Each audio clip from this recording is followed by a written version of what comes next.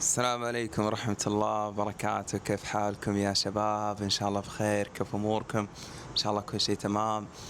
المعذرة يا شباب على القطعة، المعذرة، ولكن تعرفون مثلكم يقدر مشاغل الدنيا وروحه وجيه، ولكن بإذن الواحد الأحد بإذن الله أوعدكم أن القادم أفضل. وعاد أبشركم شريت كاميرا جديدة بإذن الله للفلوجات، بإذن الله أنا ما يصير خاطركم إلا طيب بمشيئة الله عز وجل. على العموم مقطعنا إن شاء الله لهذا اليوم إني شريت سيارة جديدة، قولوا مبروك. ثاني شيء وقف المقطع الحين واعطيني إيش توقعاتك للموتر الجديد اللي شريته. طبعا زي ما تعرفون الموتر الأول انسرق والحمد لله على كل حال، فبعد ما عوضوني التأمين، تقريبا التأمين عوضني في رمضان بعد آخر مقطع أنا نزلته في رمضان، اللي هو اللي سافرت من أمريكا لكندا. فبعد بثاني يوم أو ثالث يوم جاني الشيك من التأمين، وانتظرت تقريبا شهرين إلين ما شريت لي الموتر اللي أبي بالمواصفات اللي أبيها. يعني مرة خليتها على ساعة، قلت بأصبر إلين ما أخذ الشيء اللي أنا أبيه حرفيا، والحمد لله رب العالمين توفقت بهالموتر. وإن شاء الله الحين طالع من البيت بروح أشتري لي قهوة، وبعدها بإذن الله أصور لكم الموتر. على الطاري تشوفون على ما هي مبينة، ما أدري تبين ولا لا، دقيقة. anyways إن شاء الله أشوفكم في السيارة بإذن الله. إيه ما شاء الله على حظنا، ما شاء الله تبارك الرحمن، قاعدة تمطر ما شاء الله. على العموم صلنا بس ناخذ لنا دبل ونكمل بإذن الله. يا شوفوا هذه التشالنجر الجديد، هي فول إلكتريك، كهرباء بالكامل. شوفون هذه، طبعا هذه من أسوأ السيارات اللي صنعتها الدوج، مرة ما هي مرغوبة ومتكدسة عندهم، ما أحد يبي يشتريها. سعرها غالي جدا، سعرها مرة غالي مبالغ فيه وما تسوى.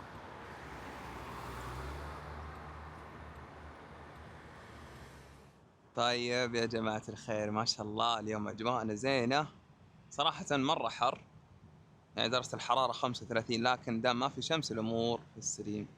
على العموم اشترينا لنا قهوة، واعطونا توقعاتكم للموتر. بسم الله بسم الله. هذا الموتر ما شاء الله تبارك الرحمن. أول شيء أسأل الله العظيم رب العرش الكريم أن الله يرزق كل واحد منكم الموتر اللي في نفسه واللي يبيه. ثانيا نذكر الله يا جماعة الخير، هذا المزيون ما شاء الله 2021 فئة الإكس دايناميك HC، موتر ما شاء الله تبارك الرحمن فل كامل. أنا زي ما علمتكم، لا إله إلا الله، من فين طلعت الشمس دي؟ ما شاء الله تبارك الرحمن.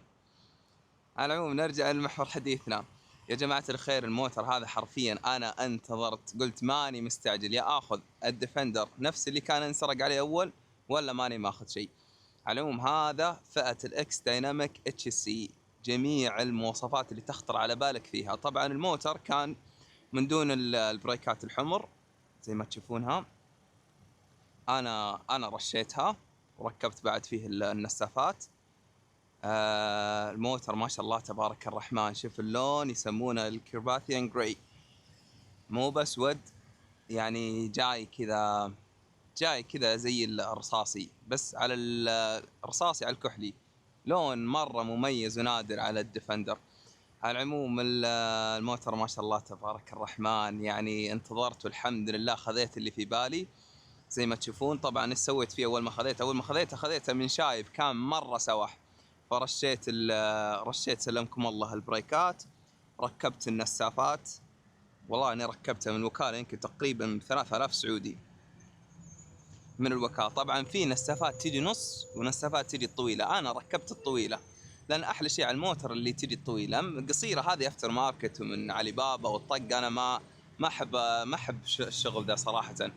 وظللته كتن. طبعا تعرفون الكندي يجي الخلفيات كاملة مظللة، أنا ظللت الأمامية وظللت شو يسمون هذه الأمامية اللي هنا والسائق والراكب. بعد ركبت له PPF ما ادري اذا تبين او لا. ركبت المقدمه لانه الديفندر يا جماعه الخير اسوأ انواع البويه اللي مركبينها. ليه؟ على طول كذا تتنقر. يعني رحت في امريكا، تعرفون انا دائما اروح في امريكا، فيوم ما ارجع ذاك اليوم اشيك على طول ركبت له بي بي اف شان الوجهيه. هذا الموتر ما شاء الله من برا، وركبت له جميع انواع الحمايه من السرقه اللي تخطر على بالكم زي ما تشوفون. هذه الشركه الاولى وهذه الشركه الثانيه، يعني ابن امه يسرق هذا الحين. خلاص توبه. وبعد بوريكم شيء بعد ركبته داخل. هذه خلفيه الموتر من وراء ما شاء الله تبارك الرحمن. طبعا هذه نفس اللوحه اللي كانت على الديفندر اللي انسرق عليه اول، ولكن رجعت طلبت واحده ثانيه، وهذه قصتها قصه ذي. كل ما يشوفني بوليس يوقفني، لانه هذه اللوحه عليها بلاغ انه الموتر انسرق.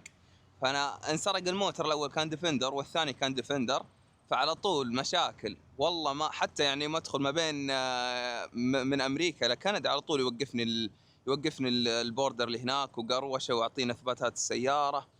فافلام هنديه. هذا شكل الموتر من برا. طبعا لازم نعطيه لمساتنا شويتين خفايف. يعني سويت له ايش يسمونه ذا، سويت له نانو على البودي كامل. فما شاء الله شايفين كيف الشغل اللي فيه، ما شاء الله يلمع لمع ما شاء الله تبارك الرحمن. هذا الشكل الخارجي. الحين ان شاء الله بنجيكم على مواصفاته من داخل. انا علمتكم الموتر هذا فل كامل، فيه جميع المواصفات اللي تخطر على بالك، وبعد فيه يعني كذا ميزه ما هي موجوده حتى بالديفندر ال 25.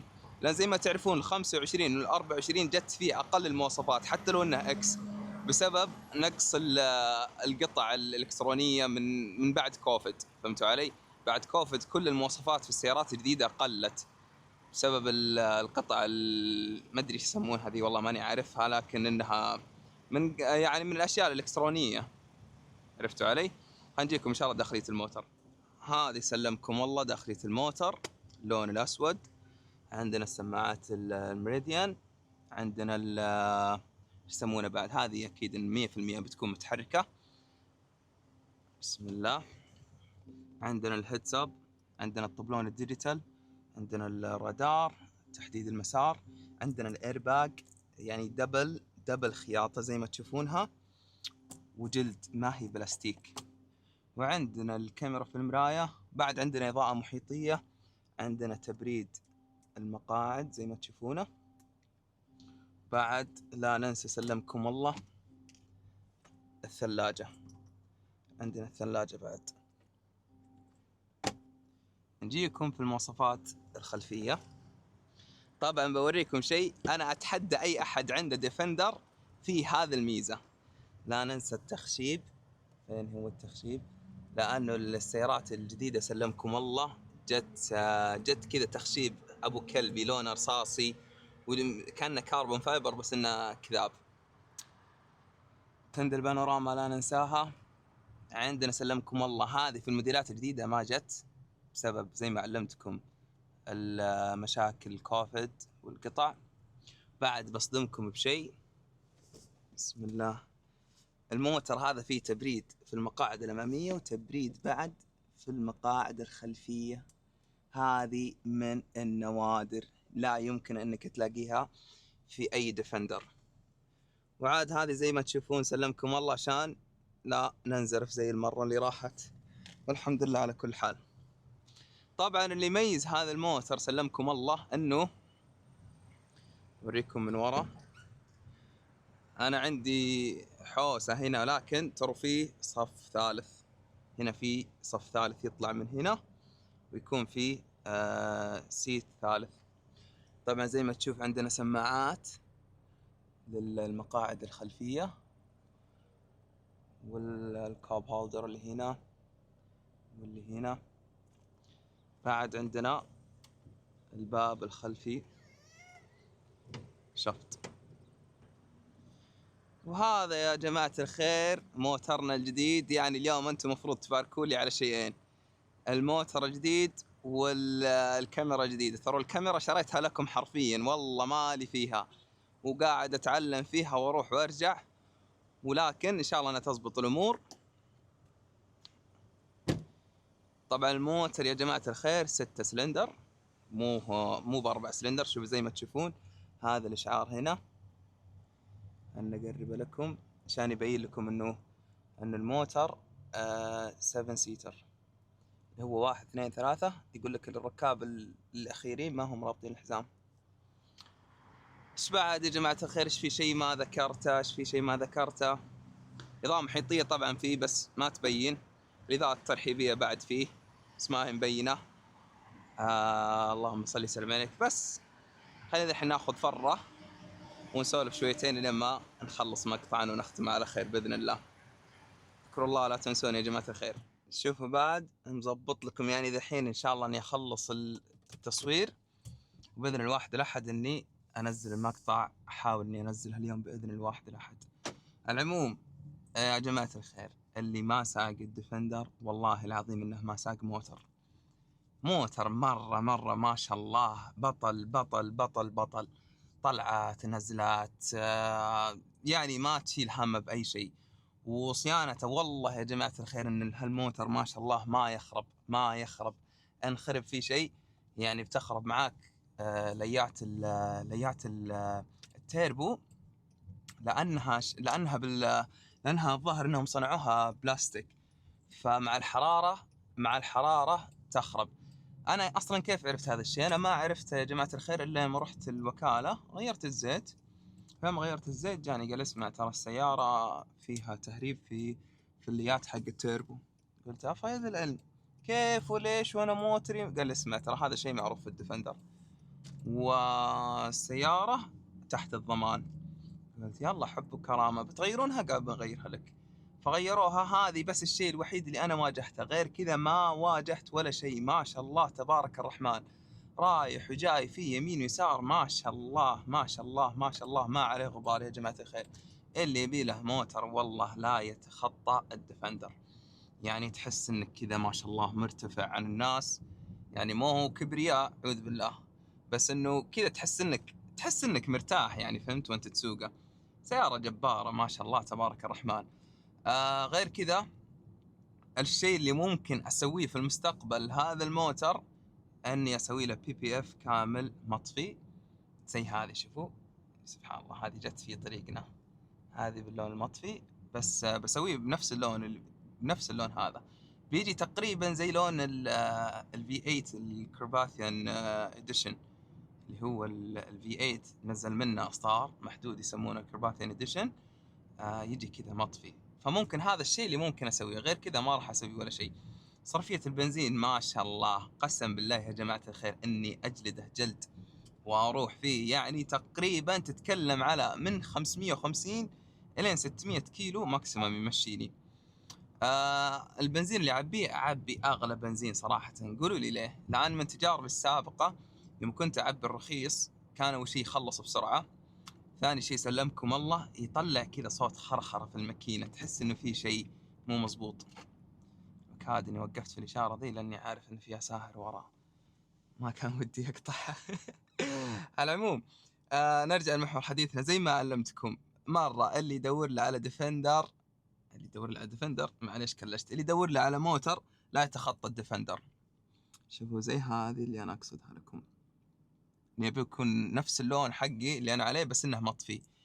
ايش بعد يا جماعة الخير؟ بس ما عندنا شيء ثاني. عاد الديفندر يعني ما هو اول واحد ولا اخر واحد بيتكلم فيه، انا بتكلم فيه، بيجي بكره واحد يتكلم وغيري قد تكلموا كثير، لكن انا اقول لكم يعني بخبرتي في هالموتر ومن خلال استخدامي لهذا الموتر، يعني هذا ثاني موتر لي وعارف الموتر هذا زين، يعني كل شيء فيه عارفه. اي مشاكل ممكن تطلع لي انا قدني اوريدي عارفها، لان هذه السياره انا يعني ماني اول مستخدم لها وقاعد اقول لكم تجربتي، لا انا قد استخدمتها من اول. فايش بعد؟ اللهم صل وسلم عليك يا رسول الله. اللي ممكن اني بس صراحه ما عارف انه في ناس هنا فنانين، ودي صراحه اني اغير الشاشه هذه، اركب الشاشه الكبيره، بتكون مره حلوه. يعني هذه الاشياء اللي ممكن في بالي اسويها، PPF والشاشه الكبيره. شوف ذا كيف ملحن فيني، يصلحك يا ابو هنود. بسم الله خلينا نوريكم انطلاقته.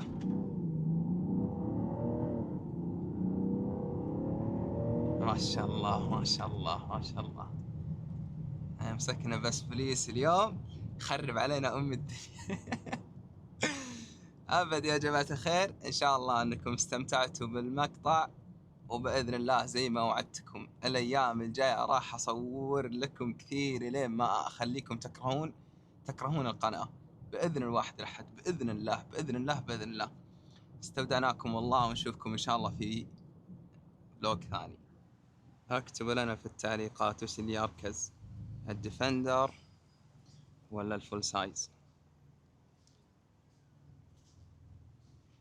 أنا يقول لك القرد في عينهم ما غزا، أنا أقول الديفندر ما شاء الله وقفته أطلق من المدلع هذا. يلا أشوفكم إن شاء الله مقطع ثاني، مع السلامة. ضربني.